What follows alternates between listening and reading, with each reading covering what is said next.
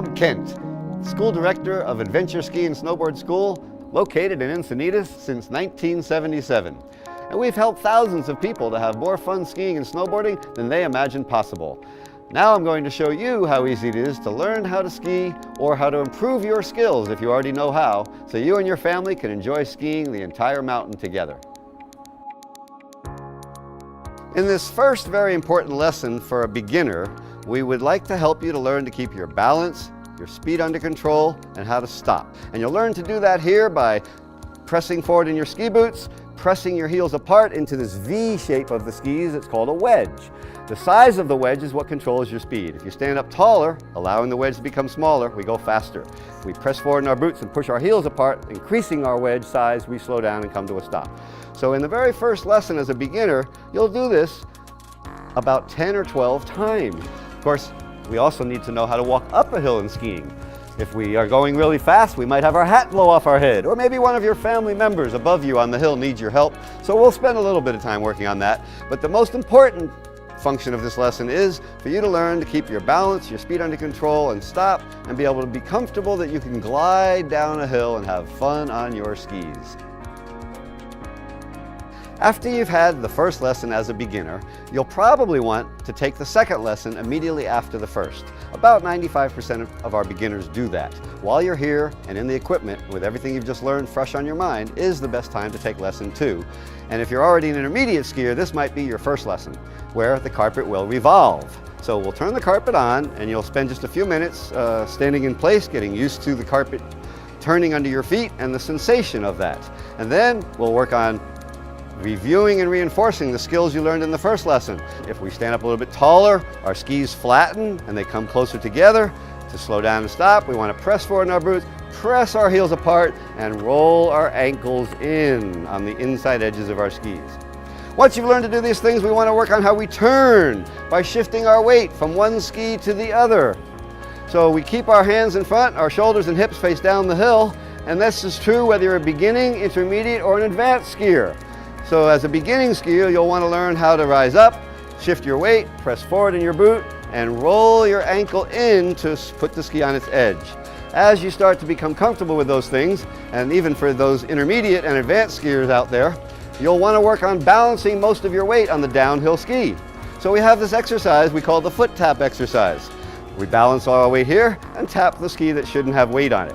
After we've done this for a few moments, we'll begin working on holding the ski up a little bit longer, because that's our goal, is to be able to balance most of our weight over the downhill skiing.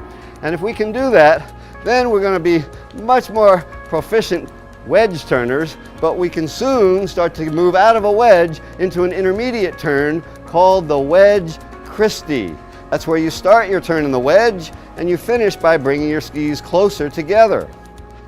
This will help you to be able to enjoy skiing more of the mountain.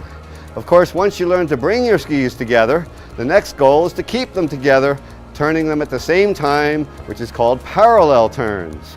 And this will even open up more of the mountain, so you'll probably be able to ski most anywhere you'd like to go. Notice as I'm doing these parallel turns, I'm still doing the pressure on the front of my boots. I'm still keeping my hands out in front, my upper body is facing down the hill, just like in the beginning wedge turns. So very often, if you've been skiing for years and have some habits that help get you down the hill, but they may not be the most technically correct way of skiing, we'll need to take you back to this wedge and teach you how to turn with one leg and then the other while keeping your hands and shoulders facing down the hill. Because in skiing, it's our legs that turn our skis, not our upper body. So it's very important in skiing that we keep our hands out in front and our shoulders and hips facing down the mountain. After you've accomplished the wedge Christie turns to the intermediate level, then we want to work on the parallel turn. And this will help you to be able to ski almost anywhere on the mountain. And to help with this parallel turn, we have another exercise. I showed you earlier the inside edge drill. Well, we also have another drill where you work on the outside edge of the uphill ski.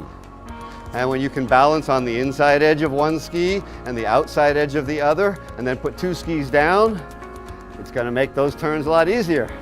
And then, if you're ready for it, we have an even more challenging exercise where you actually stand on one ski and turn it back and forth from your inside to your outside edge, to your inside, to your outside. And when you can do that on both legs, inside edge, outside edge, inside edge, outside edge, not turning the body, just the legs, then put 2 skis down, you'll be really starting to carve some nice, smooth, parallel turns. After you've had some instruction with us and are starting to feel comfortable with the skills you've learned, you can schedule what's called a practice and conditioning session, where you come in and practice the form you learned in the lessons while getting a great workout on your legs. In just 25 minutes on this revolving carpet, most people make more turns than they do all day on the real snow. And then you won't spend so much time sitting in the lodge resting, wishing you had done something to prepare for your vacation. So let us help you get ready for the snow. Take a look at our website, adventureski.com, and give us a call here at Adventure Ski and Snowboard School. See you on the slopes.